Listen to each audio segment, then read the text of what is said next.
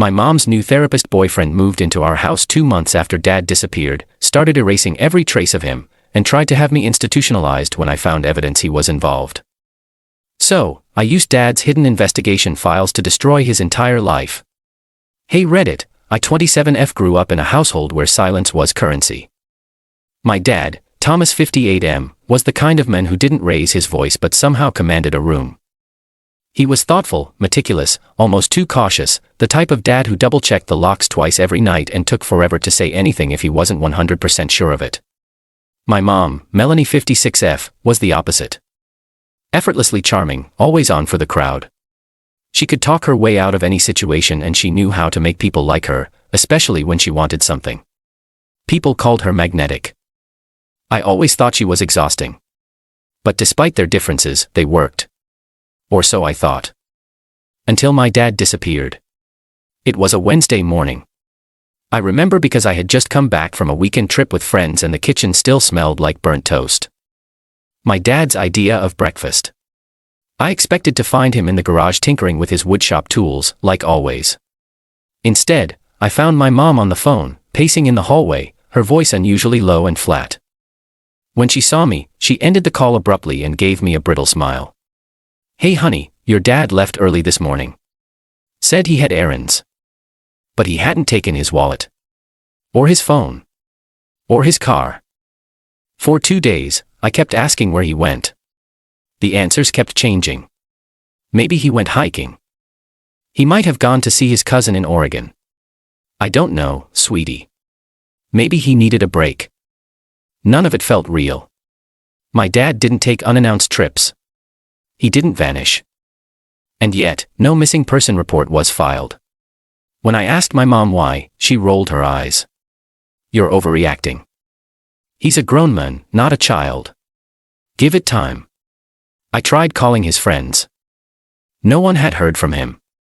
I filed a report myself. The officer was polite but shrugged. No foul play. No signs of struggle. Just a man who'd walked out one day and didn't come back. And then 2 months later, a man named Greg 52M moved into our house. My mom introduced him like it was completely normal. This is Greg. He's been helping me cope, she said. Helping her cope. With what? She barely talked about Dad.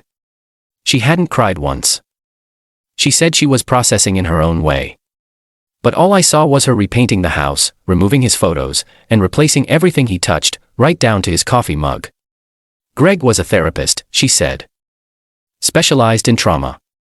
I wondered how ethical it was to start sleeping with someone who'd supposedly been your counselor, and whether that was even true.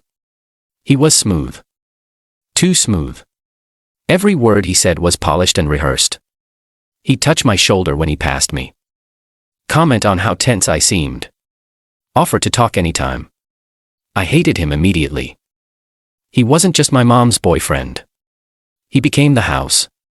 Within weeks, Greg started throwing out things by accident. First, it was my dad's old baseball cap. Then his records. His books. His letters. One afternoon, I found Greg in the garage with a trash bag filled with my dad's notebooks, including the one he used for logging passwords and client appointments. Dad worked in private investigations before retiring, so those books weren't just casual journals. I yanked it out of his hands and snapped. What are you doing? He smiled like I'd caught him stealing cookies. Just decluttering. Your mom asked me to help get rid of old baggage. Old baggage. That's what they were calling my dad now. I tried to get answers. Asked my mom why Greg was living with us when we hadn't even figured out what happened to Dad. She scoffed. He's gone, honey. I'm not going to waste my life grieving. That's when I realized I was alone in this. Things escalated fast after that. Greg started making comments about my emotional instability. You've been under a lot of stress, he'd say. Have you considered medication? I didn't realize what he was doing at first. But then I found a bottle of pills in the bathroom. Ones I'd never seen before. Prescribed to me. I never requested them. I never saw a doctor. But Greg had connections. My mom started keeping the door to my room unlocked. She took my car keys for safekeeping. She asked where I was going anytime I left the house. And then, the worst night of my life. I came home from work to find two men waiting for me in the living room. One held a clipboard. The other a calm, rehearsed smile. "We're here to escort you for a wellness check," one said. "It's standard procedure." They tried to take me to a psychiatric facility. Greg claimed I'd been exhibiting paranoid delusions. My mother backed him up. If I hadn't had a friend on speakerphone, if she hadn't screamed through the call, threatening to alert the press, I would have been gone. They left. But the damage was done. I moved out that night. Packed 2 bags and went to stay with my cousin, Tara 30F. She didn't ask questions. Just gave me tea and let me sob until 3 a.m. The next morning, she said something that stuck with me. "If you think he's behind this, start where your dad would've." So I did. I went back to the house while they were gone and unlocked the small basement room my dad used to call the bunker.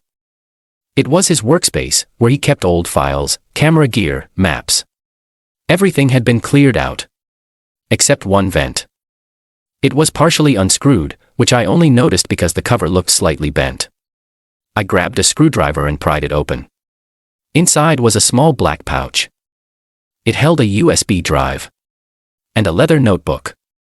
I opened the first page of the notebook and saw my dad's unmistakable handwriting. "If something happens to me, it won't be an accident." My heart froze. I wasn't paranoid. I wasn't delusional. I wasn't unstable. The notebook detailed months of suspicion, starting right after my dad began volunteering at a support group for trauma survivors. That's where he met Greg. Greg had shown up using a different last name. Claimed to be a licensed counselor, but never submitted credentials. Something about him triggered my dad's instincts, so he started digging. He found inconsistencies in Greg's work history. Fake referrals. Multiple women who described eerily similar stories of being guided by Greg during rough patches, only for him to slowly take over their lives and finances. And then vanish. There were photos. Notes. Email printouts. Even audio files stored on the USB. In one of them, my dad recorded Greg talking on the phone with someone, saying things like, "She doesn't suspect anything. Once I get access to the accounts, we'll be fine." Another file was a copy of an email from my dad to a contact in state law enforcement, labeled, "Subject, Urgent, Man impersonating therapist with history of coercive abuse." It was dated 4 days before he disappeared. I stared at the screen, heart pounding. Greg had known. He knew my dad was close to exposing him. And suddenly he vanished. That night, I didn't sleep. I copied everything onto multiple drives. One for me. One for Tara. One for a lawyer I hadn't even met yet. And for the first time in months, I didn't feel powerless. Because if Greg wanted to erase my dad, he forgot one thing. My dad left breadcrumbs. And now, I was about to use them. Every last one. To burn Greg's twisted world to the ground. The first person I contacted was my dad's old friend, Ron 62M. He was a retired homicide detective who used to come over every Thanksgiving, always smelling like aftershave and bourbon. He and Dad would sit on the porch for hours talking about cases, chess, and the weirdos in this world who hide in plain sight. I hadn't spoken to him in years. But when I told him what I found, and who Greg really was, there was no hesitation in his voice. "Meet me tomorrow morning," he said. "Bring everything." We met at a greasy diner just off the highway. I slid the USB across the table. He plugged it into his laptop without a word. For an hour, we sat in silence while he read, listened, clicked. When he was done, he looked up at me, jaw tight. "This guy isn't just dangerous. He's done this before." Ron told me he'd seen predators like Greg, men who worm their way into vulnerable families, isolate the women, dismantle the household piece by piece, then move on before anyone connects the dots. Your dad was getting close. That's why he disappeared. But you have enough here to finish what he started.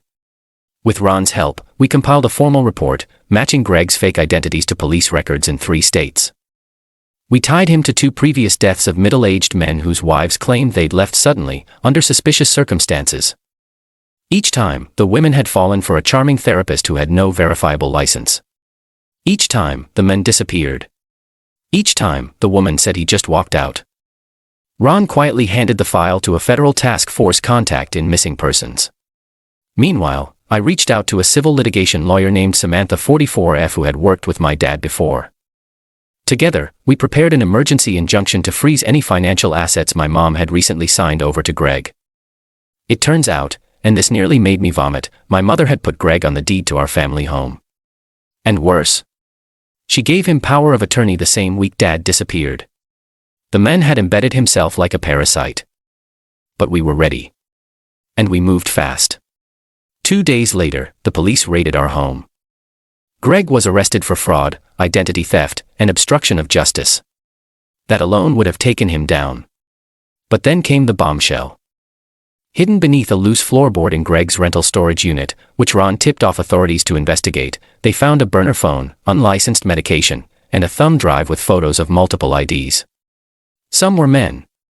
Some were women. Greg had done this at least 5 times. But this time, he'd underestimated 2 things. 1, a man like my dad who planned for everything. 2, a daughter who refused to be gaslit into silence. My mother. She fell apart. At first, she screamed at the officers, told them it was all a mistake, that Greg was being framed. Then the truth settled in. She had signed away our home. Our finances. Her entire life. To a man who may have murdered her husband. We haven't spoken since. She's under investigation for negligent complicity and may face charges related to forged documents and financial misconduct. But honestly, I stopped caring what happens to her. She chose him. She chose to erase the men who built our lives. Who raised me, loved me, and tried to protect her even when he knew something was wrong. A month after Greg's arrest, the forensics team confirmed something from the garage that broke me and freed me at the same time. Traces of my dad's DNA were found in a compartment beneath the stairs, along with what appeared to be blood-stained wood that had been scrubbed and repainted. The case officially shifted from missing person to homicide. Greg still won't speak. He smirks in court. But the evidence is overwhelming. And the trial is set. They'll find him guilty. I'll be there to watch. In the meantime, I moved back into the house. Not because I wanted to reclaim it, but because I wanted to restore it. I repainted Dad's office the same color it used to be. I put his old books back on the shelves. The ones Greg tried to toss. I even repaired the wood shop in the garage and found the chessboard Dad carved by hand, still wrapped in old towels under the crawl space. It's on the coffee table now. I play alone sometimes, just to feel close to him. And the notebook. His last journal. I framed the first page.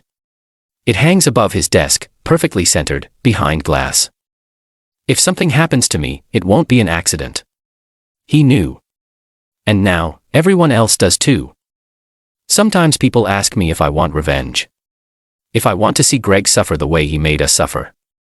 But the truth is, he already lost. Because he tried to make me doubt my father. Erase him.